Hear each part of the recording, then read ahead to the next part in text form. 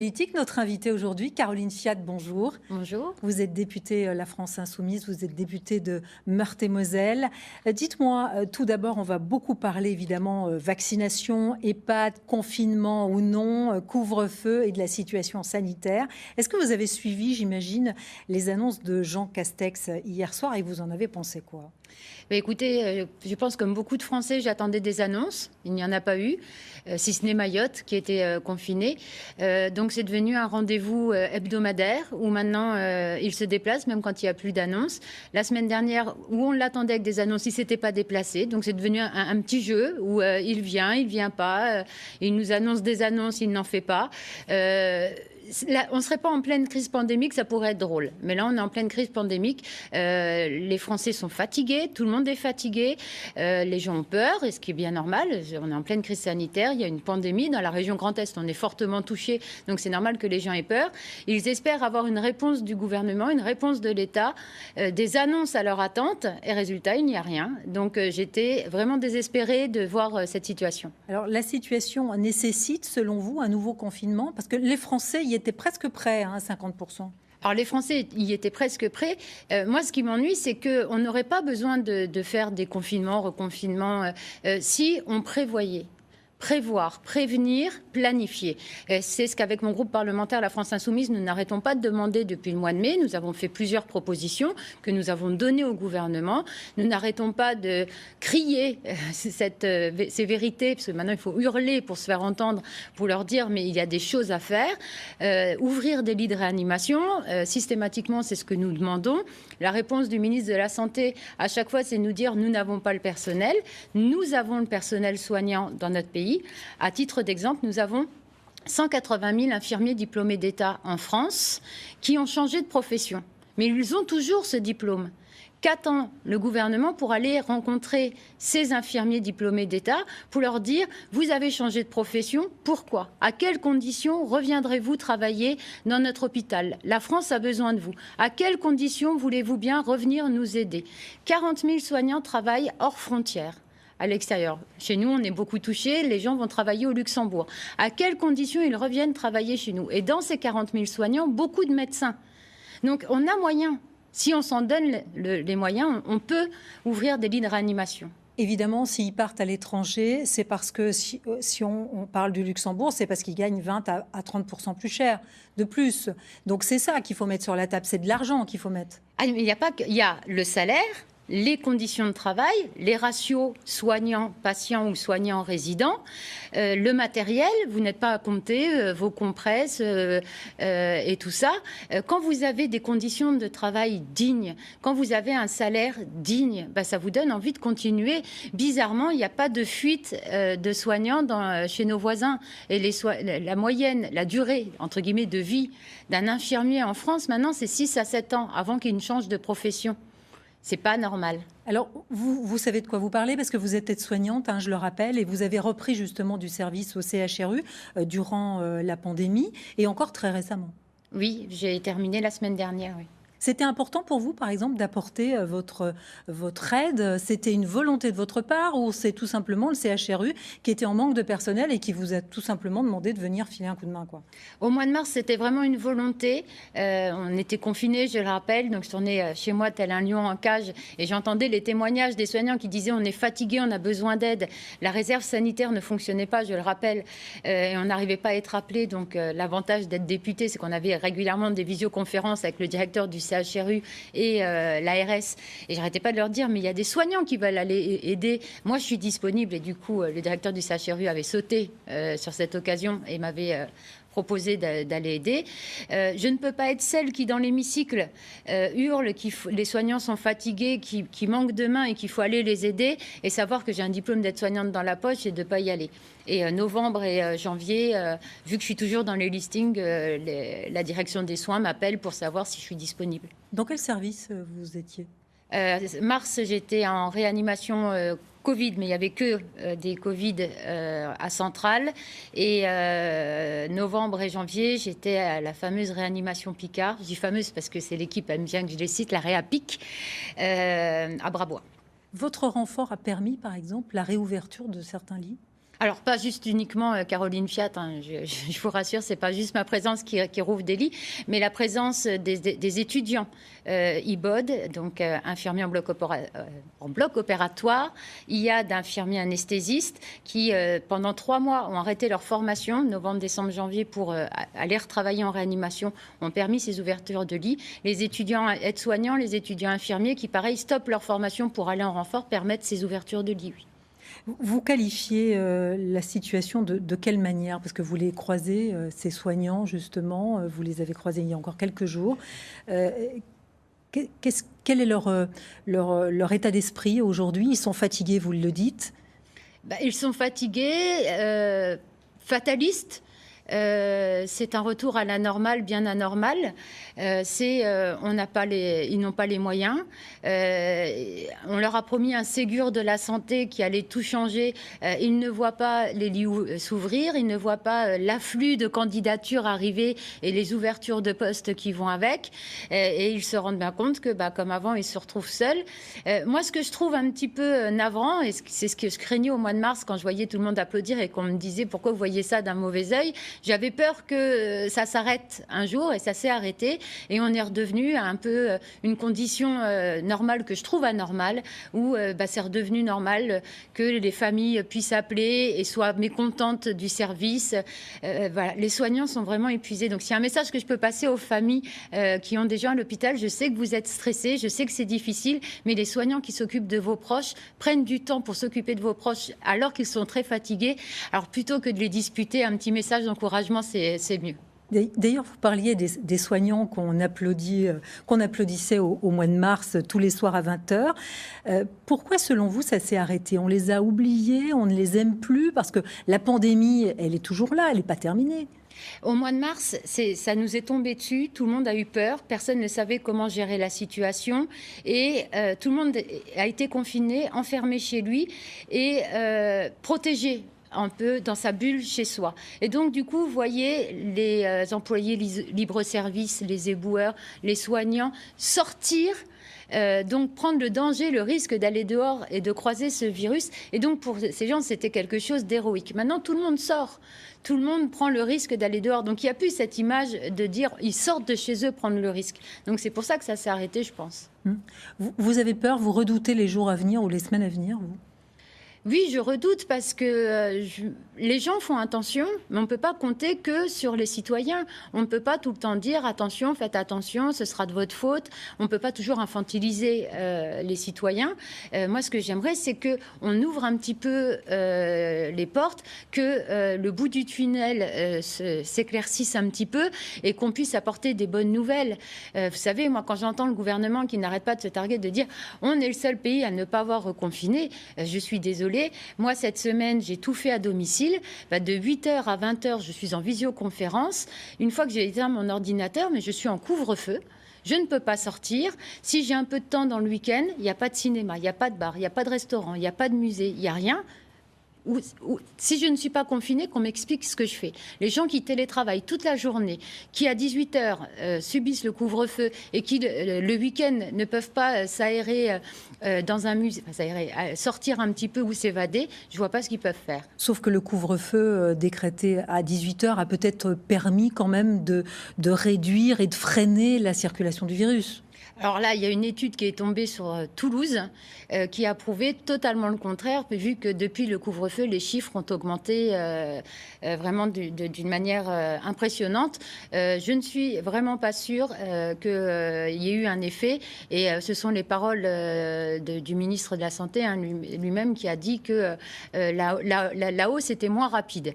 En tout cas, il n'y a pas eu de baisse et c'est bien ce qu'on souhaite. Oui, mais s'il n'y avait pas eu de couvre-feu, la hausse aurait été beaucoup plus spectaculaire. Peut-être, sans doute. Ou pas, oui.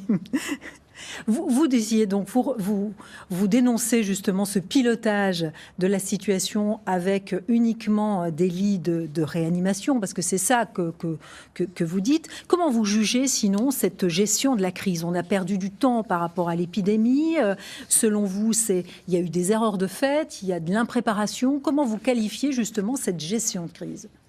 Cette semaine, le secrétaire d'État Lemoine est passé sur un média et a dit vous pouvez quand même entendre que le virus n'arrive pas, ne toque pas à la porte du gouvernement pour nous dire je vais attaquer tel jour à telle heure. Ah oui, alors ça, on est tous au courant. Merci, monsieur le secrétaire d'État Lemoine, de nous avertir que le virus ne vous prévient pas. C'est bien le problème du gouvernement Macron. C'est qu'ils attendent que le virus agisse, pour se dire « Ah, zut, ça y est, il a tapé, qu'est-ce que je vais faire ?» Non, vous ne pouvez pas dire ça, parce qu'il y a eu des couvre-feux, il y a eu du confinement, il y a eu du reconfinement. Mais toujours après, une fois que les chiffres sont élevés, le but du jeu, c'est bien de maîtriser les chiffres. Le but du jeu, c'est bien de protéger les gens. Moi, quand je vois que nos écoles, l'OMS demande à ce qu'il y ait des protocoles sanitaires, à ce que les élèves soient espacés de 2 mètres, qu'ils puissent se laver les mains régulièrement, qu'on puisse les protéger, parce que les enfants sont vecteurs. Juste ça. Quand je vois que moi, actuellement, le plus de temps que je passe sur la circonscription, c'est avec les parents d'élèves, parce qu'on va me fermer des classes pour m'augmenter le nombre d'élèves par classe. Alors que la logique voudrait qu'on me diminue le nombre d'élèves par classe pour, justement, privilégier ce protocole sanitaire. Donc, un enfant qui attrape la Covid va pas être forcément très malade, finir en réanimation, c'est toujours l'exemple qu'on me dit, mais va rentrer à la maison, va peut-être donner le virus à papa ou maman, ou à papy, mamie, et voilà comment ça augmente. Vous parliez des fermetures de classes. C'est simple. Si on ferme des classes, par exemple en Meurthe-et-Moselle, c'est parce qu'il y a moins d'enfants à scolariser. Quand même, la réalité, c'est celle-là. Donc, si on en ferme une vingtaine sur le département de Meurthe-et-Moselle, on va aussi en ouvrir. Alors moi, l'exemple qu'on prend tout le temps, c'est qu'on a moins 3000 élèves dans le département et que on ne ferme qu'il y a tant de postes en moins. Moi, ce que je dis à chaque fois, c'est que moins 3000 élèves sur un département où il y a 3000 écoles, ça me fait un élève en moins par école. Est-ce qu'un élève en moins par école, ça justifie une fermeture? Je ne suis pas sûre. Je dis seulement que même s'il y a quelques ouvertures, moi sur ma circonscription, 11 ouvertures, 20 fermetures. Ça me fait moins 9. Dans une période pandémique, fermer des classes alors que l'OMS demande de mettre moins d'élèves par classe, on marche sur la tête. Il faut fermer les écoles, par exemple. Par exemple, certains parents s'attendaient à ce que les vacances de février soient avancées. Il fallait le faire. Peut-être. Là, c'est le professeur Delfrécy qui avait expliqué avec les chiffres et le fameux variant anglais qui arrivait que c'était une des très bonnes solutions, mais j'ai pas pu m'entretenir avec le professeur Delfrécy pour avoir plus d'explications. J'ai envie de faire confiance au professeur Delfrécy. Moi, quand j'entends qu'ils veulent laisser les enfants à l'école le plus possible pour qu'il y ait le moins de déperdition possible du savoir, je suis d'accord. Mais honnêtement, et alors on va me dire qu'ils n'ont pas de chance. Hein, c'est le gouvernement qui n'aura pas eu de chance pendant ce mandat. Mais enfin, la zone scolaire qui sera en vacances les derniers, c'est le Grand Est, où on est le plus touché, où on a le plus de problématiques. Nous, il faut encore attendre 2 semaines avant d'être en vacances. Donc il fallait adapter les dates de vacances scolaires, par exemple, pour le Grand Est, ou même sans adapter, si depuis septembre, comme l'avait promis le ministre Blanquer, les protocoles sanitaires étaient mis en place dans les écoles pour protéger nos enfants, on n'aurait pas besoin de tout ça. Alors évidemment, l'enjeu pour sortir de cette pandémie, c'est la vaccination. 4 millions de personnes vaccinées d'ici fin février, c'est ce qu'annonce le gouvernement. Ça vous paraît plausible ? On en est à un peu plus d'1,5 million à peu près. Alors il faut voir si les doses arrivent comme prévu. L'organisation vaccinale sur les territoires, s'ils arrivent enfin à s'organiser. Moi, ce que je regrette, c'est que le gouvernement veut tout faire, veut tout gérer, sans s'appuyer sur les personnes qui savent. Santé publique France, c'est un organisme à qui on enlève chaque année du budget. Pour faire des économies, chaque année, on leur enlève du budget. Santé publique France, son rôle premier, c'est de gérer une crise épidémique s'il y en a une. En pleine crise pandémique, je regrette qu'on n'ait pas écouté depuis 3 ans et demi tous mes amendements où je demandais des moyens pour Santé publique France parce qu'aujourd'hui, on n'en serait pas là. Et la communication. Moi, j'ai trouvé regrettable, quand j'ai entendu Olivier Véran annoncer les vaccins aux plus de 75 ans, qu'il annonce ouverture vaccinale aux plus de 75 ans le 18 janvier. On savait tous pertinemment, en voyant les chiffres, qu'on n'avait pas les doses et que c'était l'ouverture des rendez-vous. Il suffisait de dire aux gens, on ouvre les rendez-vous à partir du 18 janvier, mais Si vous avez plus de 75 ans, vous n'aurez peut-être pas accès au vaccin avant fin février, début mars. Les gens auraient compris. Sauf que ça n'a pas été fait comme ça. Résultat, les maires de chaque commune se sont retrouvés avec toute la population de plus de 75 ans qui réclamaient leur dû, normal, on leur a annoncé, et une gestion catastrophique de la situation. Voilà, résultat, on a donc déprogrammé des vaccinations, hein, faute de vaccins. Hein. Alors, à qui la faute, par exemple? C'est la faute à l'ARS, selon vous? C'est déjà la faute au laboratoire Pfizer qui a stoppé pendant une période ses livraisons. Donc celle-là, on ne pouvait pas s'en douter. Moi, ce que je regrette, c'est, vous voyez, on est en période pandémique. C'est pas Pfizer qui est responsable de la pagaille non plus. Si. Non, mais enfin, déjà qu'on n'était pas super bien organisé dans notre pays. En plus, vous avez un laboratoire qui stoppe pendant une semaine les livraisons, ça n'aide pas. Quand vous avez en plus des problèmes de livraison. Ce que je veux dire, c'est qu'on est en période pandémique. Pandémique, ça veut dire une épidémie, c'est dans un seul pays. Pandémique, c'est dans le monde entier. Quand je vois que tous les pays n'arrivent pas à se mettre d'accord pour faire tomber un brevet d'un laboratoire pour dire le vaccin devient un bien commun pour vacciner toute la population mondiale et qu'enfin la crise Covid soit derrière nous, je ne comprends pas. Parce que vous faites tomber le brevet, tous les laboratoires fabriquent le vaccin et on vaccine 60% de la population, c'est ce qu'il faut pour éradiquer la Covid. Et on ne parle plus de confinement et de problèmes de masques ou de lavage de mains. Il fallait vacciner les personnels soignants en priorité. Il fallait, par exemple, soigner les personnes âgées dans les EHPAD, où il fallait commencer, comme certains le disent, par les jeunes, parce qu'il faut qu'ils reprennent l'école, parce qu'il faut qu'ils retournent à l'université. Alors, il fallait apprendre de ce qu'on a vécu. La seule chose pour laquelle tout le monde était d'accord et tout le monde s'est rendu compte, c'est que le virus était le plus mortel quand il rentrait dans les établissements de personnes âgées, donc dans les EHPAD. Donc effectivement, la stratégie de vacciner où le virus était potentiellement le plus létal, c'était de vacciner dans les EHPAD pour protéger nos aînés. Donc c'était la bonne. C'était la bonne, et je ne vous cacherai pas que j'ai été choquée par beaucoup de paroles d'eugénisme dans notre pays, où je ne pensais pas qu'on en était arrivé là. Si la situation avait été où on voyait que les personnes les plus en danger étaient les enfants dans les écoles, on aurait commencé par les enfants. Sauf que là, on était tous d'accord pour se dire que les personnes les plus en danger, où on a vu où le virus était le plus en danger, c'est quand il rentrait dans les établissements de personnes âgées. Est-ce que vous n'avez pas l'impression quand même que ça a créé des tensions entre les anciens et les jeunes, du coup ? Non, mais c'est toujours pareil, c'est les problèmes de communication. Moi, ce qui me pose problème, c'est d'expliquer à des personnes qui vivent en résidence senior que vu que ce n'est pas un EHPAD, ils ne peuvent pas en bénéficier. Là, ça me pose problème. Non, c'est tout à fait normal. On n'a pas assez de vaccins pour vacciner toute la population en même temps. Donc, il faut faire des choix. Et je pense que, exceptionnellement, je suis d'accord avec M. Véran, c'est pas souvent, mais là, j'aurais pris la même décision.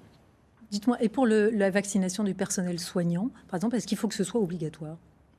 Non, alors, on n'oblige personne à se vacciner.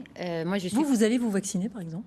Oui, moi, vu que j'étais en renfort au CHU de Nancy, que je travaillais en service à risque, on m'a proposé le vaccin et je vais avoir ma deuxième dose là. Il faut laisser les gens décider. Soit ils veulent se vacciner et on leur laisse accéder au vaccin, mais jamais obligé. Il n'y a rien de pire que de forcer les gens à le faire. Mais par contre, prioriser les soignants et de vacciner, j'ai entendu des gens qui ne comprenaient pas pourquoi c'était une priorité, tout simplement parce qu'on manque déjà de soignants dans notre pays. Donc si en plus ils tombent malades, ça ne va pas être très pratique. Alors, cette crise sanitaire va avoir des conséquences économiques très importantes. On le voit déjà, elles vont faire des dégâts très importants, à la fois dans beaucoup de secteurs d'activité. Je pense aux restaurateurs, je pense au tourisme, aux réservations de vacances qui sont en chute libre. Alors, est-ce qu'il y a, selon vous, des solutions ? On peut limiter la casse et de quelle manière, selon vous ? Est-ce qu'il fallait, par exemple, laisser les restaurants ouverts ? Toujours la même histoire. Si on avait prévu, planifié, est-ce qu'on en serait là aujourd'hui ? Est-ce que les professionnels ont peur et ont envie que leurs clients tombent malades ? Oui, ils ont peur. Non, ils ne veulent pas que leur commerce devienne un cluster, un foyer infectieux, pardon. Et donc, ils avaient tout mis en place. Moi, vous savez, l'exemple que je prends à chaque fois, hein, c'est on laisse les gens remplir les rayons de supermarché et être tous les uns sur les autres. Par contre, le propriétaire de cinéma qui avait tout mis les protocoles en place, un siège sur deux, qui propose de réouvrir avec des règles sanitaires strictes en prenant soin de ses clients, parce que ses clients, il n'a pas envie qu'ils tombent malades, lui, on lui refuse. Il y a des choses comme ça qui ne sont pas claires. Et le restaurateur, pareil. Il y a des restaurateurs qui n'avaient pas rouvert, qui avaient dit, moi, je ne peux pas mettre en place un protocole sanitaire, je ne réouvre pas. D'autres avaient réouvert parce qu'ils avaient dit, moi, je peux mettre en place ce protocole sanitaire.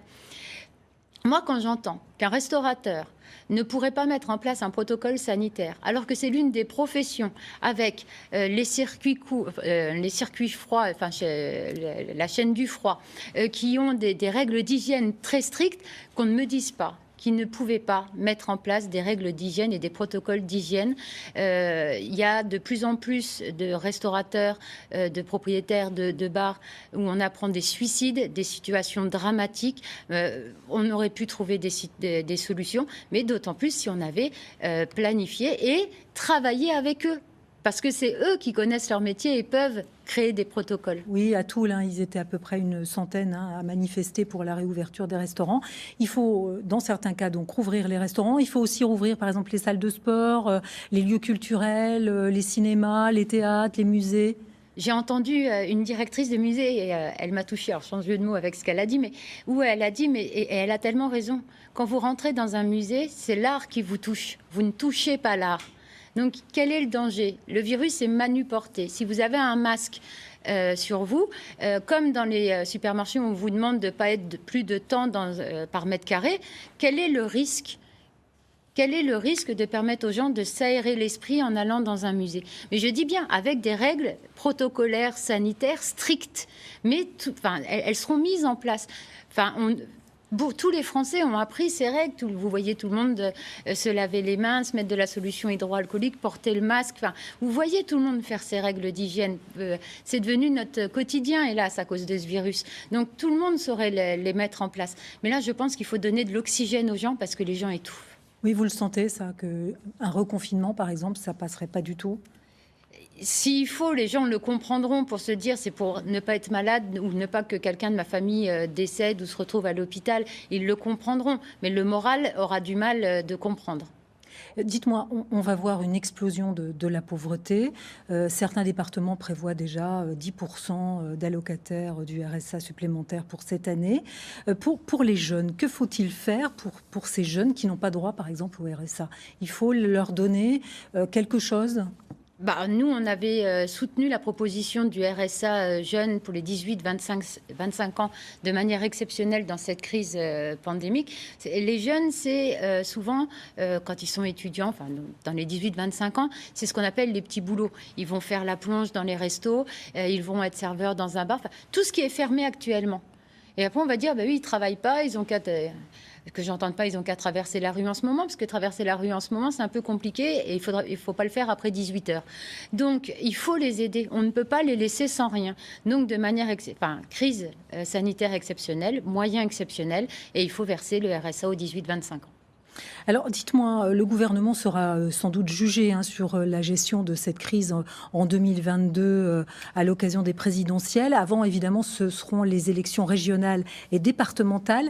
Les élections ont déjà été décalées de mars à juin. Il faut les maintenir? Je pense qu'il faut les maintenir. Après, il y aurait danger que ça ait lieu après les présidentielles. Et là, on commence à donner les pleins pouvoirs à celui ou celle qui gagnera les élections. Et même si j'ai très envie que Nous sommes pour gagne et que Jean-Luc Mélenchon gagne, j'ai pas envie qu'on ait les pleins pouvoirs non plus. Donc les élections au mois de juin, même si ça me plairait, mais c'est important la démocratie. Donc il faut voter au mois de juin. Alors vous êtes trois, vous, Aurélie Filippetti et Pernelle Richardot, vous avez lancé l'appel inédit, un appel à l'union de la gauche, c'est ça? Alors, l'union de la gauche, c'est plutôt une liste unique. Moi, j'aime pas le mot union parce que personne n'aime aller à un mariage où on sait que ça va pas fonctionner et que ça va finir par un divorce. C'est chaque parti ou mouvement politique de gauche, on a 95% des idées communes et quelques idées où on a un peu de désaccord. Le but du jeu, c'est de se dire, on garde chacun nos convictions, nos idées, notre indépendance, mais on part tous ensemble, unis, pour réussir à gagner et à faire passer la région Grand Est à gauche et faire apporter du soutien moral, du soutien financier, les fameux jours heureux aux habitants du Grand Est qui en ont bien besoin, avec les transports gratuits, avec un plan santé. Donc vous allez réussir, selon vous, à dépasser les rivalités de personnes, les rivalités de partis, pour avoir une liste unique dans le Grand Est. Et oui, avec qui en tête de liste ?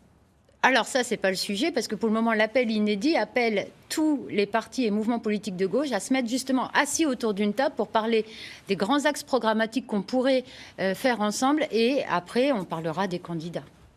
Alors dites-moi, on arrive bientôt au terme de cette émission. À l'Assemblée nationale cette semaine, la députée La France Insoumise, Mathilde Patton, a été traitée de poissonnière par un député de La République En Marche. Alors l'élu s'est excusé. Dites-moi, vous, comment vous qualifiez ça ? Est-ce que le fait simple d'avoir présenté ses excuses fait qu'il est pardonné ? Ou alors, toujours dans l'hémicycle, vous l'avez aussi ressenti, ces railleries envers les femmes ? Alors, si vous parlez de son message Twitter, je ne prends pas ça pour des excuses. Non, mais c'est des railleries, c'est tout le temps ça. On a parlé à l'époque de mon bac-2 méprisant. Il n'y a pas de respect. Et si on ne montre pas l'exemple dans l'hémicycle, je ne vois pas où on le montrera. Donc, j'ai apporté évidemment mon plein soutien à Mathilde Panot, mais comme on l'a déjà apporté à d'autres collègues femmes députées, une fois c'était à une collègue de La République En Marche, aucun mépris ne doit avoir lieu au sein de l'Assemblée nationale. Comment on pourrait après expliquer aux gens dans la rue de ne pas mépriser les femmes ? Caroline Fiat, merci d'avoir été